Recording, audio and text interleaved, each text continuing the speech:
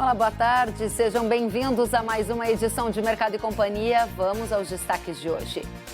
Ministra da Agricultura e Bolsonaro recebem hoje representantes do setor da soja para uma reunião em Brasília. Tradings vão defender a necessidade de industrializar o produto no Brasil. Na Bolsa de Chicago, a commodity atingiu o maior patamar em 4 anos. Em Mato Grosso, dados do IMEA revelam que mais da metade da segunda safra de milho do ano que vem já foi vendida antecipadamente. E para 2021-2022, a compra de insumo já é recorde. Cotação do boi ultrapassa R$ 270 pela primeira vez no indicador CPEA. E consultoria projeta novo recorde de exportação de carne bovina ainda em outubro. Você vai ver também o Laninha, com os efeitos do fenômeno durante o verão aqui no Brasil. O Mercado e Companhia já está no ar. O presidente Jair Bolsonaro e a ministra da Agricultura, Tereza Cristina, vão se reunir hoje com representantes do setor da soja. Na reunião devem estar presentes representantes da Associação Brasileira das Indústrias de Óleos Vegetais, que inclusive vão defender a necessidade de industrializar o produto no Brasil. A Associação dos Produtores de Soja e Milho também deve participar da discussão sobre a safra. O comentarista do Canal Rural, Alexandre Garcia, traz mais detalhes sobre esta reunião.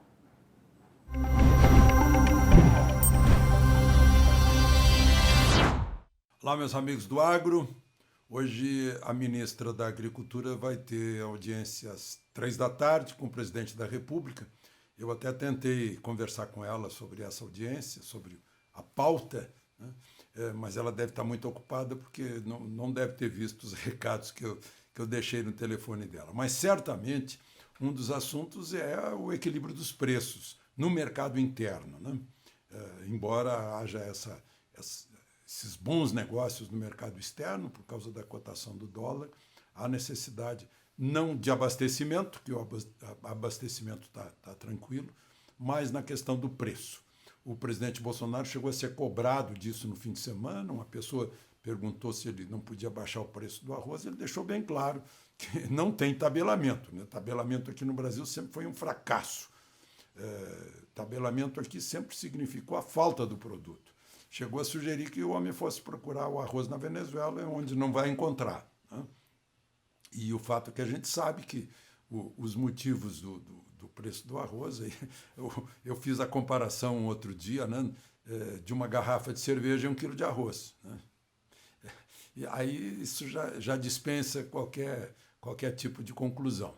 Então, o justo preço, merecido por quem continua trabalhando, o próprio presidente destaca isso sempre, né? Vocês queriam que o agro parasse, se o agro parasse, não haveria comida, né? Haveria saques aos supermercados, e o agro trabalhou, né? E o presidente é um reconhecido a isso, e certamente na conversa de hoje, às 15h, vai haver um pleno entendimento, né, de assuntos que são do interesse do agro e são do interesse também do consumidor, porque há uma junção, né, entre o meio rural e o meio urbano, né? Uns e outros vivem reciprocamente dependendo uns de outros, né? Do consumo, a indústria, né, os meios financeiros e a produção de alimentos que sai da terra. De Brasília, Alexandre Garcia. Obrigada, Alexandre. No Brasil, a soja está cotada ao redor de R$ 170 por saca. Na Bolsa de Chicago, o preço da commodity atingiu o mais alto patamar em 4 anos. O contrato para novembro chegou há pouco, a $10,88 por bushel, que é um dos maiores valores, pelo menos desde julho de 2016. Os preços respondem, entre outros fatores, à forte demanda pela soja. E segundo a consultoria Safras e Mercado, com o risco climático, a venda antecipada da soja perdeu ritmo no Brasil depois de chegar já aos 53% comercializado para a safra 2021. Vamos aos detalhes do mercado de soja e da venda antecipada com o Luiz Fernando Gutierrez, analista que está ao vivo conosco. Gutierrez, seja muito bem-vindo. Depois de ter mais de 50% da safra que está sendo plantada já comercializada, houve uma perda de ritmo na comercialização? Boa tarde, Kellen. Boa tarde a todos. Obrigado pelo convite mais uma vez. Exatamente, Kelly. A gente percebeu que ao longo do mês de outubro agora, principalmente, já em setembro também, mas principalmente agora em outubro, as vendas elas estão acontecendo de forma muito lenta para a safra nova, né? Como a gente falou, mais de 50% da safra está vendida. É realmente um patamar recorde para essa época do ano. A gente nunca viu nada parecido com isso. É uma média de 25% ou 27%, é a média normal para essa época do ano. Então, a partir de agora, é natural, a gente entende que é natural que o produtor venda menos, até porque ele vendeu demais, né? Digamos, vendeu muito. E a gente tem uma questão que envolve um risco de produção agora, né? Por mais que os problemas até o momento, com relação ao plantio, eles sejam contornáveis, a gente sabe que a gente tem a questão do Laninha esse ano, então existe um risco climático muito grande. Então, avançar muito na venda, ou muito mais do que se avançou até agora, entra num possível problema aí de talvez não ter produto para entregar, dependendo da região que a gente está. Então, é normal que a gente vê esse movimento um pouco mais lento agora. Como eu falei, o produtor já vendeu bastante a soja da nova safra, vendeu bem, vendeu em preços crescentes, digamos assim, nos últimos meses. Então, a gente espera que o ritmo daqui para frente siga um pouquinho mais lento. Agora, você vai divulgar na semana que vem um novo relatório. O cheiro que você está sentindo é que as vendas estão avançando um pouquinho mais e prioritariamente em quais regiões do Brasil? Bom, como eu falei, um ritmo bem mais lento, né, com relação aos... A gente vinha pulando aí praticamente 10 pontos percentuais aí por mês, até julho ou agosto, né? Agora a gente deve estar avançando aí em torno de 2 ou 3 pontos percentuais no máximo. Então, a gente tinha até início de outubro 53%, a gente deve ter até o início de novembro aí algo em torno de 56%. Ainda é muito cedo para definir esse número, a gente vai fechar na semana que vem, mas eu diria que seria algo em torno disso. E a região que é destaque normalmente é o Mato Grosso, né? Que já avança aí com quase 70% da soja vendida. Bom, depois de Mato Grosso, a gente também fica atento ao pessoal do Sul, aí onde você está, no Rio Grande do Sul, estado que foi bastante afetado pelos efeitos da seca na temporada anterior e que agora está bastante preocupado com o efeito do Laninha. Como que o gaúcho está se comportando nessa safra? Com o pé atrás, né, Kelly? Ele está começando a plantar agora. A gente lembra que o Rio Grande do Sul ele planta um pouquinho depois do resto do Brasil. Ele tá começando o plantio aí com o pé atrás, porque ele não teve problemas até o momento de clima, né? Porque a gente teve bastante chuva e bastante umidade na região sul nas últimas semanas, nos últimos meses. Mas a preocupação dele é daqui para frente, que realmente o Laninha aí, previsto para ter seu auge no final do ano, aí, principalmente em dezembro, janeiro, faça com que ele fique com o pé atrás e tenha um início de safra aí preocupante, embora ele vá apostar realmente, vai aumentar a sua área também nesse ano, vai apostar de novo na safra de soja, porque é uma aposta que vem dando certo nos últimos anos. Ano passado ele teve uma perda, mas a rentabilidade, pelo menos com relação ao preço da soja hoje, talvez compense as perdas. Diga pra gente, Luiz Fernando, neste momento em que a gente vê a comercialização em um ritmo um pouco mais lento, a gente também vê preços ao redor de R$170, superando um pouco isso, dependendo da praça aqui no Brasil. O preço vai continuar subindo? Tem um limite para esta alta? Porque, basicamente, o cenário é de escassez de matéria-prima no Brasil, não é? É difícil falar em limite, né, Kelly? A gente já superou vários limites que a gente achava que existiam antes. Mas, claro, a gente está mais perto aí do final desse movimento do que da continuidade, né? A gente teve uma alta de praticamente 100% ao longo do ano de 2020 aí no preço da soja, então a gente pode dizer que a gente está mais perto. Mas sim, o preço vai continuar firme, porque como tu colocou, a gente não tem mais oferta para oferecer para o mercado interno, e é basicamente o mercado interno que precisa de soja agora. A questão da retirada da TEC vai ter impacto mínimo no preço, digamos, ela foi atrasada nesse sentido, ela só funciona agora para algumas indústrias regionalizadas que podem trazer de outros lugares. Então, a gente entende que a falta de oferta hoje é o que vai manter o preço sustentado e em alta aí nos próximos meses, até a entrada da próxima safra. Agora, essa escassez de soja que você chama a atenção no mercado brasileiro, ela também é observada no mercado mundial. Há pouco a gente noticiou aqui que o preço da soja na Bolsa de Chicago chegou ao mais alto patamar em pelo menos 4 anos, base contrato de novembro. Isso é fruto de uma demanda aquecida e de uma oferta também limitada? Exatamente. A gente aí, pela primeira vez, eu acho que em 5 anos, a gente tem estoques americanos abaixo de 10 milhões, né? Então, esse é um primeiro fator que nos traz aí um suporte para Chicago. E aí, segundo fator é a questão da demanda chinesa, que naturalmente vem crescendo pela soja americana, vem diminuindo pela soja brasileira, até porque o Brasil não tem mais o que vender, e é normal que cresça pela soja americana, e isso tem sustentado as cotações nas últimas semanas. E agora, um terceiro fator, digamos assim, esse risco climático no Brasil, que é outro fator positivo aí, que deve continuar sustentando os preços em Chicago. Vocês fizeram alguma revisão já na expectativa de colheita da safra de soja brasileira depois do avanço do fenômeno Laninha? Não, a gente entende que ainda é muito cedo para a gente falar em perdas produtivas, né? Eu acho que os problemas de plantio até agora eles são contornáveis, digamos assim, tá? O atraso não nos traz perdas produtivas ainda. Então, a gente tem ainda uma manutenção do número que a gente vinha trazendo. Obviamente que a gente vai continuar cuidando dessa questão climática e a partir aí do desenvolvimento da safra, se a gente tiver problemas aí em algumas regiões, a gente vai descontar isso na produção. Mas até o momento a gente pode falar em safra cheia ainda. De quanto, Luiz Fernando? 132,2 milhões de toneladas, Kelly. Tá certo. Então a gente mantém essa nossa previsão aí para as próximas semanas. Luiz Fernando, obrigada por abrir a edição de hoje conosco, trazendo mais detalhes do mercado de soja. Boa semana, volte sempre. Obrigado, Kelly. Um abraço, até a próxima. Até a próxima. E o preço do boi no indicador CPEA chegou a R$ 270,50 pela primeira vez na história. O indicador do boi gordo do CPEA rompeu o patamar dos R$ 270 por arroba pela primeira vez na série histórica e chegou aos R$ 270,50, o que representa uma alta de 5,4% em outubro e 30,7% no ano. De acordo com a Secretaria de Comércio Exterior, nas 4 primeiras semanas do mês foram exportadas 130.600 toneladas de carne bovina. Caso esse ritmo seja mantido nesta semana, o total exportado no mês pode ultrapassar o recorde histórico de 171 mil toneladas.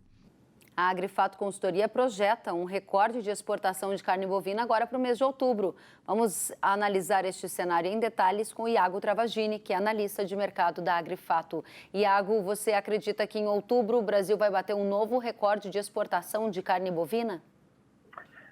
Boa tarde, primeiramente, Helen. Obrigado pelo convite. Sempre um prazer falar com vocês do Canal Rural. Obrigada. E, sim, o que a gente tem, na verdade, agora é um movimento aí que nas últimas 3 semanas a gente teve um bom volume exportado. A gente já está com um volume diário aí de, em média, 8.100 toneladas dia.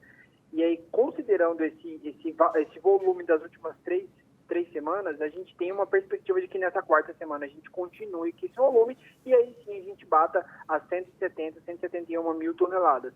Seria um leve avanço frente ao número do mesmo número do ano passado, que foi quando a gente bateu o recorde, seria um leve avanço aí em torno de 2%. Mas, na média diária, o volume aí é em torno de 5% maior, porque a gente tem, de certa forma, um dia a menos em outubro 20 do que em outubro 19. A gente tem um dia útil a menos. Então, essa diferença fica aí por conta desse dia útil a menos.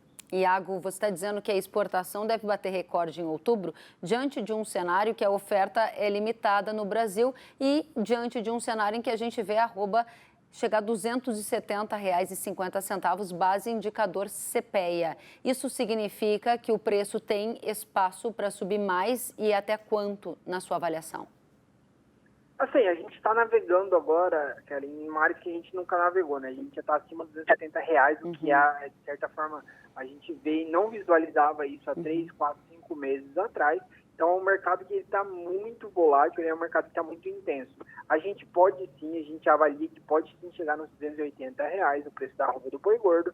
Só que assim, a gente está navegando num horizonte que a gente nunca viu antes. Então, em um momento de escassez ainda mais intensa, que pode vir a ocorrer, a gente viria essa arroba até em valores maiores. Só que no momento a gente avalia que do ponto de vista mais prudente, mais realista, seria um boi de R$ 280 nos próximos 2 meses, principalmente aí nesse período de novembro.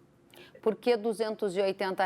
O que leva o preço até 280 e o que mantém esse teto, evitando a chegada naquele valor de R$ 300 que é especulado por pecuaristas que querem saber se tem fôlego para tudo isso? O que são os seus balizadores para este final de ano?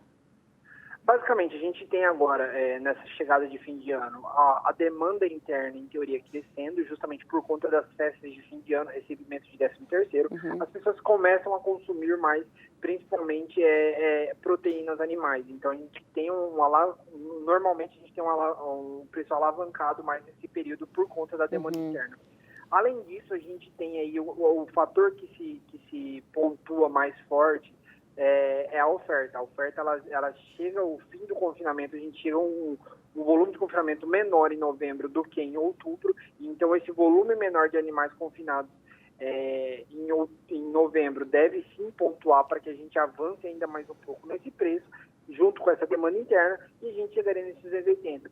Os R$300, ele se mostra mais difícil, por quê? Porque a população ainda está descapitalizada. A gente tem, de certa forma, estamos vendo uma crise, o auxílio emergencial, ele tende ele já está menor e tende a diminuir com o tempo, aí a gente já tem uma perspectiva de que ano que vem ele termine. Então, por conta disso, por uma população que ainda está descapitalizada, um varejo que não consegue repassar o aumento do preço do boi gordo para a carne, a gente vê que não tem tanto fôlego para bater nesses R$300. Pode acontecer? Pode, mas seria assim, algo ainda que a gente ainda não está visualizando no nosso radar. Muito bem. Iago Travagini, obrigada pela companhia. Desejo a você uma boa tarde. Até a próxima. Obrigado, Kelly, pelo convite. Até a próxima. Até. A compra de insumos para a safra 21-22 está acelerada e bateu recorde em Mato Grosso.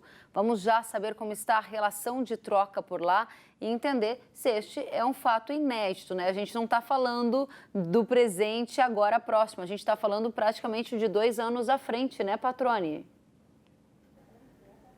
Exatamente, Kellen. Safra 2021-2022, os produtores sim estão adquirindo insumos numa velocidade recorde, nunca vista aqui em Mato Grosso, isso segundo acompanhamento feito pelo IMEA, o Instituto Mato Grossense de Economia Agropecuária. O reporte do IMEA, Kellen, é de que 18,74% dos insumos que vão ser utilizados de uma maneira geral, né, na próxima safra, já foram adquiridos pelos agricultores. Nunca antes esse volume tinha sido comprado com tamanha antecedência. Aliás, nunca antes a compra de insumos tinha acontecido com tamanha antecedência aqui em Mato Grosso. Vamos entender os motivos com o responsável pela área de soja do IMEA, Marcelo Durigon, que falou conosco agora pela manhã. A gente vai ouvir o que ele disse, olha só.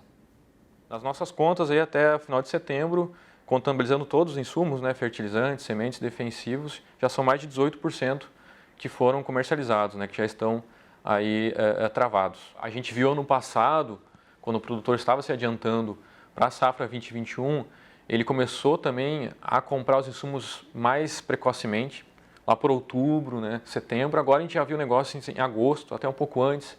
Então, é sim um patamar histórico, né? O produtor está bem adiantado na compra de insumos aí e também na venda, né, do grão. O momento é atrativo ao produtor para fechar os negócios, né, de barter principalmente.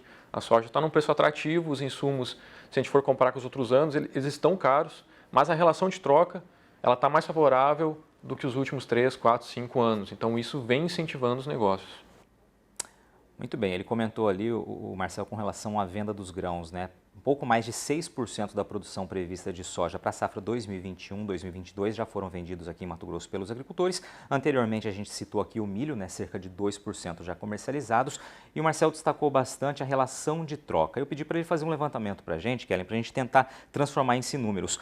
Exemplificando com o fertilizante 01818, né, que é o mais comum aí, hoje são necessárias aí 16,8 sacas de soja para comprar 1 tonelada desse fertilizante, 16,8 sacas. Normalmente, a média dos últimos 5 anos, segundo o IMEA, oscilava entre 20 e 23 sacas de soja por tonelada. Portanto, uma relação de troca muito mais vantajosa do que em anos anteriores, o que tem configurado aí nessa antecipação histórica dos agricultores, conforme bem explicado pelo Marcel. Um exemplo que eu trago ali da região de Sorriso, Kellen, o pessoal da Coacem, uma cooperativa ali que reúne 52 famílias de agricultores. Conversei com o pessoal hoje pela manhã, eles já compraram aí boa parte ou grande parte dos insumos para a safra 2021-2022, também insumos comprados pela cooperativa, por essa cooperativa aí para algo em torno de 160 mil hectares de soja comprados via cooperativa, e normalmente as compras antecipadas lá começavam a acontecer no mês de novembro. Agora, também, já desde o mês de agosto, as negociações já acontecendo, sendo fechadas, e como eu mencionei, boa parte ou grande parte dos insumos para essa cooperativa já foram adquiridos, o que confirma, né, esse reporte do IMEA, ilustrando que o cenário está favorável sim, atrativo para os agricultores aí que estão fazendo as contas e, claro, aproveitando as oportunidades que querem. Sentiu falta de algum conteúdo? Acesse canalrural.com.br.